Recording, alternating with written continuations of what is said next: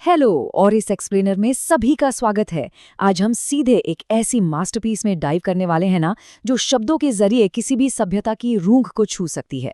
हम बात कर रहे हैं लेजेंडरी पोएट सुब्रमण्य भारती की अमर कविता भारत आयरलैंड की। तो बिना एक भी सेकंड वेस्ट किए चलिए इस शानदार कविता की गहराइयों में उतरते हैं। लेकिन आगे बढ़ने से पहले एक छोटा सा लिटरेरी टर्म समझना बहुत जरूरी है। ओड। ओड। अभी ओड होता क्या है? असल में ये एक बहुत ही स्पेशल टाइप की लिरिक पोएम होती है, जिसे खास तौर पर किसी इंसान या किसी चीज की दिल से तारीफ और सम्मान करने के लिए लिखा जाता है। और यहाँ भारती जी इसी लिटरेरी टूल का यूज करके हमारी मदरलैंड यानी इंडिया को अपना एक बहुत ही गहरा, बिल्कुल दिल से निकला हुआ ट्रिब्यूट दे रहे हैं। और इसका हिस्टोरिकल कॉन्टेक्स्ट तो और भी पावरफुल है। सोचिए, सुब्रमण्य भारती ने इसे इंडिया के फ्रीडम स्ट्रगल के दौरान लिखा था, बिल्कुल अपने दिल में आज़ादी की आग लेकर। इस पोएम का हर एक शब्द, हर एक लाइन उस प्यार, प्राइड और उस स्ट्रॉन्ग बिलीफ के साथ चमकती है जो इंडिपेंडेंस की उस मुश्किल लड़ाई के दौरान पैदा हुआ था। मतलब ये सिर्फ कुछ लाइंस का कलेक्शन नहीं है, ये उस वक्त के एक देश की धड़कन है। तो यहीं से शुरू होता है हमारा आज का थीमैटिक सफर। ये कविता बहुत ही खूबसूरती से दो चीजों को बैलेंस करती है। एक तरफ है इंडिया की फिजिकल मैजेस्टी, मतलब इसके ऊंचे पहाड़ और विशाल नदियां, और दूसरी तरफ है इसकी डीप स्पिरिचुअल अबंडेंस, जैसे हमारी एंशिएंट विजडम और दुनिया को बदल देने वाले आइडियाज। एक तरह से देखें तो ये नेचर के कमाल और स्पिरिचुअल गहराई का एक परफेक्ट, अद्भुत संगम है। चलिए सीधे पोएम की ओपनिंग लाइंस पर नजर डालते हैं।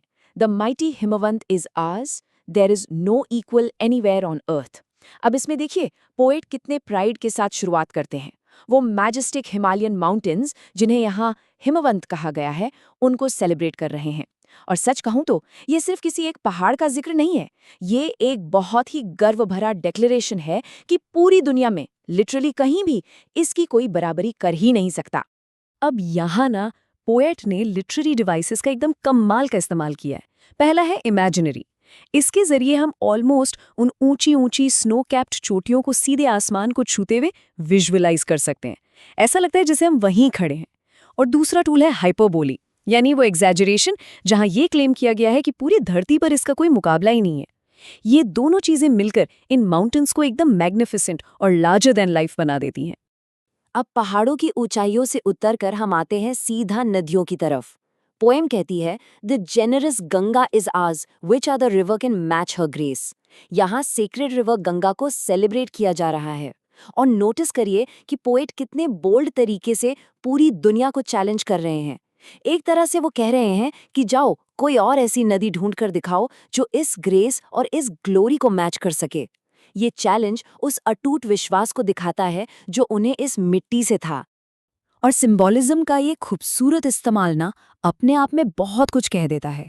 देखिए, यहाँ गंगा का मतलब सिर्फ पानी की कोई धारा नहीं है, बिल्कुल नहीं। ये एक बहुत ही पावरफुल सिंबल है कंटिन्यूअस लाइफ, अबंडेंस और स्पिरिचुअल ब्लेसिंग का। इस एक छोटे से वर्ड जेनरस के पीछे एक पूरी नैरेटिव छुपी हुई है। ये वर्ड बताता है कि कैसे ये नदी सदियों से बिना रुके जीवन और आत्मिक शांति बांटती आ रही है। अब यहाँ से पोएम का फोकस फिजिकल दुनिया और नेचर से शिफ्ट होकर सीधा नॉलेज पर आता है। The sacred Upanishads are ours, what scriptures else to name with them. इन लाइंस के जरिए हमारा ध्यान दुनिया के सबसे डीप, सबसे प्रोफाउंड फिलोसॉफिकल टेक्स्ट्स यानी पवित्र उपनिषदों की तरफ लाया गया है। ये नेचर की खूबसूरती से इंटेलेक्चुअल ग्रेटनेस की तरफ एक बहुत ही शार्प और वाकई शानदार ट्रांजिशन है। और यहीं पर एंट्री होती है एक और पावरफुल लिटरेरी डिवाइस की, जिसे हम अलूजन कहते हैं। अब अलूजन एक ऐसा रेफरेंस होता है जो सीधा किसी हिस्टोरिकल या कल्चरल चीज की तरफ इशारा करता है। उपनिषद का नाम लेकर भारती जी इंस्टेंटली, मतलब एक सेकंड में ही इस मिट्टी को हजारों साल की एंशिएंट स्पिरिचुअल विजडम के साथ जोड़ देते हैं। है ना कमाल का इफेक्ट? उसके बाद आती हैं ये lines, this sunny golden land is ours, she is peerless, let's praise हर।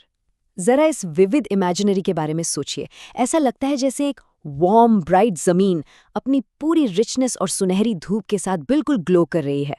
और यहाँ एक बार फिर से हाइपरबोलिक का शानदार इस्तेमाल हुआ है। इसे पियरलेस कहा गया है, जिसका सीधा सा मतलब है कि ऐसी धरती जिसका सच में कोई मुकाबला ना हो।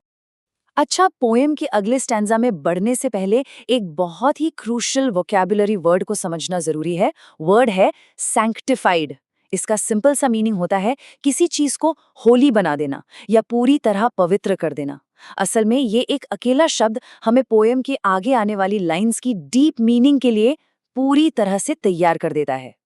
तो आगे पोएट कहते हैं, Gallant warriors have lived here, many a says has sanctified this land. अब इस लाइन की इमेजिनरी इतनी रिच और वाइब्रेंट है कि क्या कहें। हम इजीली उन फियरलेस वॉरियर्स और गहरे ध्यान में बैठे उन सेजेस यानी ऋषि मुनियों को इमेजिन कर सकते हैं। वो महान लोग जो कभी इस एंशिएंट मिट्टी पर चले थे और जिन्होंने अपनी मौजूदगी से ही इस जगह को हमेशा के लिए पवित्र कर दिया। और इंटरेस्टिंग बात यह है कि ये सिर्फ पास्ट की कोई कहानी नहीं है।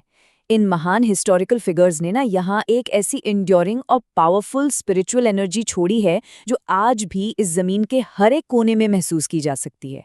ये पास्ट का प्रेजेंट के साथ एक बहुत ही गहरा कनेक्शन है, एक ऐसी कड़ी जो हमारी आज की मॉडर्न आइडेंटिटी को उस एंशिएंट प्राइड के साथ फर्मली जोड़ती है। थोड़ा और आगे बढ़ने से पहले एक और वर्ड पर ध्यान देते हैं, ऑस्पिशियस, मतलब लकी, ब्लेस्ड और बिल्कुल गुड फॉर्च्यून से भरा हुआ। पोएट का ये एकदम अटूट विश्वास है कि भारत में ये सारी बेशुमार ब्लेसिंग्स और शुभ चीजें एक ही जगह पर पूरी तरह से कॉन्सेंट्रेटेड हैं। इस लाइन में देखिए एक ग्लोरियस हाइपरबोली और ब्यूटीफुल इमेजरी का कैसा मैजिकल संगम होता है। The divinest music has been heard here. इसे पढ़ते ही ना ऐसा फील होता है जैसे हम सच में उन पुरानी एंशिएंट मेलोडीज को हवा में तैरता हुआ सुन सकते हैं। ये लाइन एकदम से पोएम में एक अलग ही जान डाल देती है। अब इन स्पेसिफिक इल्यूजन्स यानी रेफरेंसेस की गहराई को पकड़ना भी उतना ही जरूरी है, जैसे ब्रह्मा नॉलेज जो हिंदू ट्रेडिशन की हाईएस्ट स्पिरिचुअल विजडम को दर्शाता है, या फिर बुद्धा जिन्होंने अपना धम्मा बिल्कुल यहीं इसी मिट्टी पर प्रीच किया था। ये दोनों एग्जाम्पल्स इस बात पर एक्स्ट्रा जोर देते हैं कि इस लैंड ने ऐसे लेजेंडरी स्पिरिचुअल टीचर्स पैदा किए जिन्होंने अल्टीमेटली पूरी दुनिया का नजरिया ही बदल कर रख दिया। जैसे जैसे हम इस मास्टरपीस के बिल्कुल अंत की तरफ बढ़ते हैं, एक बहुत ही खूबसूरत पोएटिक फ्रेज सामने आता है, होरी एंटीक्विटी।